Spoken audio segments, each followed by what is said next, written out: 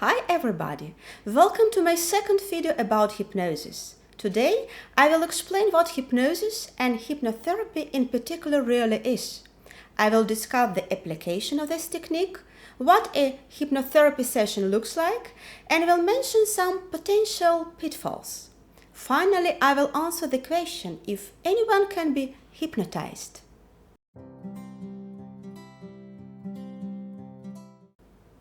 Hypnosis is not a mysterious power sent out from the hypnotist's eyes. In fact, it's a mental state you have experienced many times before. This natural state of focused concentration and relaxing experience is also called trance.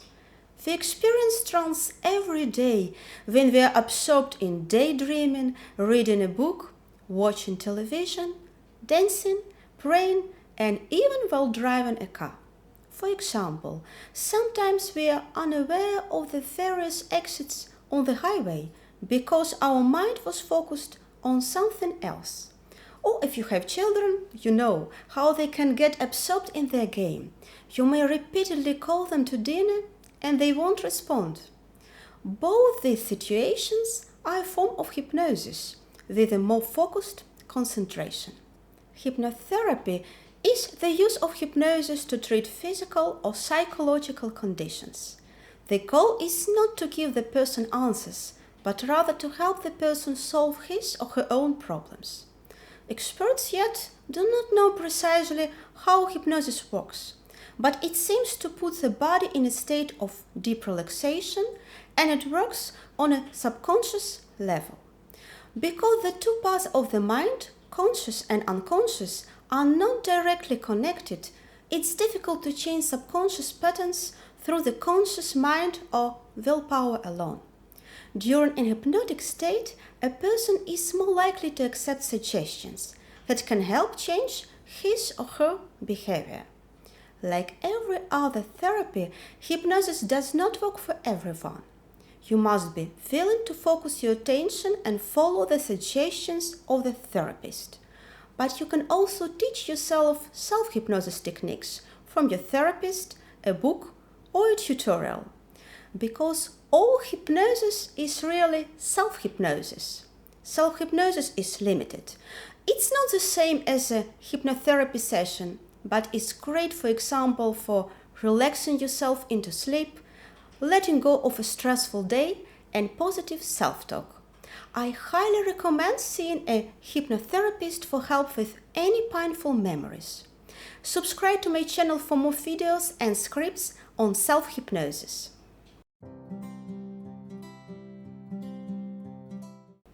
Hypnosis is a tool that may be used in therapy to assist people in such goals as developing self-confidence, controlling unhealthy habits like quitting smoking or losing weight, or relieving insomnia.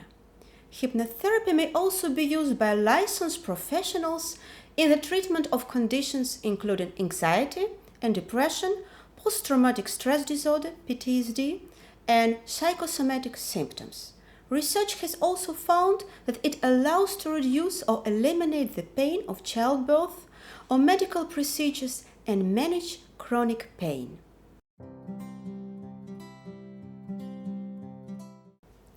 Most hypnotherapy sessions generally follow a similar format.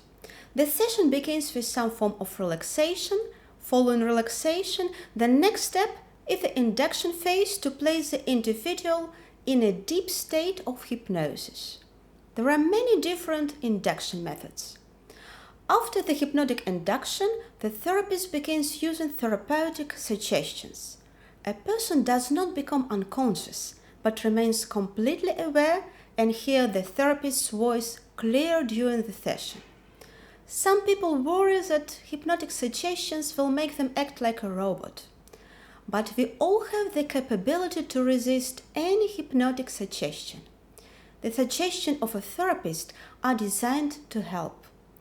And finally, the last stage of the session is returning from hypnosis to an everyday state of consciousness.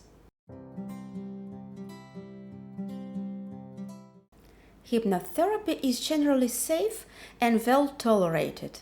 That does not mean that it doesn't pose some potential risks. For this reason, it's important to choose a qualified professional. Hypnosis has the potential to be very good as a tool to help people when it's applied skillfully. Some people can experience side effects such as headaches or dizziness. Also, hypnotherapy may not be appropriate for people who are experiencing symptoms of psychosis such as hallucinations and delusions. Most people seem to think that they cannot be hypnotized. However, research suggests that almost anyone can be hypnotized to a certain degree, but not everyone is equally responsive to hypnosis. Only about 10% of people are difficult or impossible to hypnotize. I hope this video has given you some insight into hypnosis and hypnotherapy. Please give this video a thumbs up, it really helps my channel a lot. But also share with your friends and don't forget to subscribe and turn on notifications so you don't miss any of my content. See you next time!